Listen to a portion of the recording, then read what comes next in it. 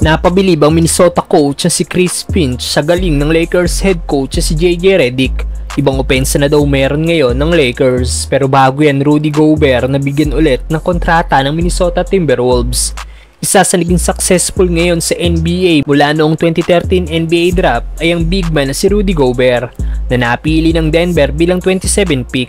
Trinade kagad ng Denver ang nasabing big man papuntang Utah Jazz at dito na nahasa ang laro ng nasabing big man. Sa 12 season na paglalaro ni Rudy Gobert sa NBA, naging 3 times All-Star ito, rebounding at block champion, at isa rin si Gobert sa 3 player sa NBA na nanalo ng 4 na Defensive Player of the Year award at may average ito ng 12.7 points at 11.8 rebounds per game. Malaki-laki na rin nga pong kinita ng nasabing big man sa NBA dahil matapos ang 4-year, $106 million contract nito noong 2016. Nasundan nga po ito ng 5 years, $205 million contract noong 2020. At kanina bago ang laban ng Lakers at Minnesota, napaulat na nag-sign ulit ng panibagong kontrata si Rudy Gobert na nagkakahalaga ng 3 years, $110 million. Maraming NBA fans na nagsasabing overpaid daw ang Wolves big man. Ano masasabi niyo dito mga brother?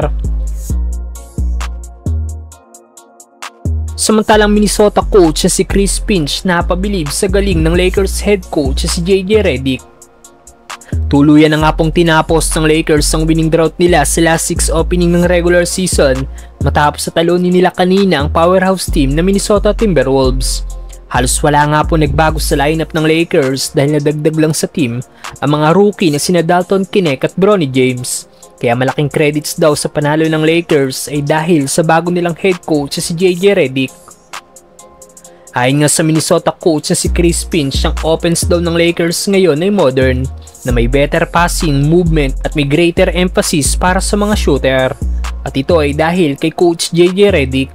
Viral nga din po ang isang video clip habang timeout kung saan kinakausap ng Lakers coach ang kanyang mga player at minomotivate palalo ang mga ito dahil sa magandang effort at execution ng kanilang game plan. Great multiple effort, great communication, great attention to detail to the game plan. All right? Dagdag pa ng Lakers coach, kung maglalaro pa daw sila ng may pace, magagawa daw nila ang lahat ng gusto nila.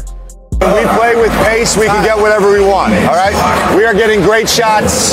They will go in. Ang ginagawang ito daw ni coach JJ Redick ang wala sa dating coach ng Lakers. Madami ding Lakers fans ang napabilib sa bagong coach ng team.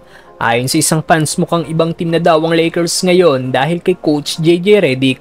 Ang lahat ng player daw ay gumagalaw na off-ball, hindi na lang nanonood. Ayon naman sa isa na komento, magiging isa daw sa best coach JJ Redick sa NBA. May nagsabi naman na sobrang impressive daw ni JJ Redick bilang isang head coach, kasama ang mga former head coach na sina Nate McMillan at Scott Brooks sa mga assistant coach ngayon ng Lakers. Ano masasabi nyo kay JJ Redick mga brother?